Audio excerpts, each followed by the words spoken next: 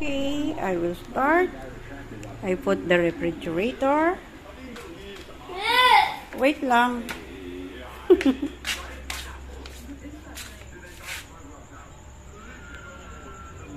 And then. I think I need more big space. Oh, but I'm not already. Just close the door. Not already closed. Okay.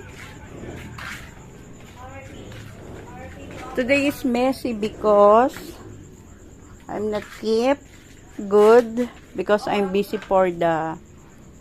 I cover that. If I close the store, then the trapal I put it down.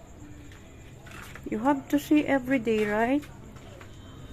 So, and then my soft drinks I just put only there. Then the half inside the fridge already.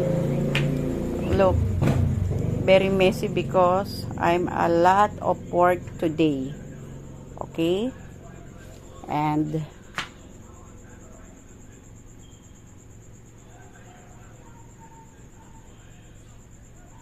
I love you.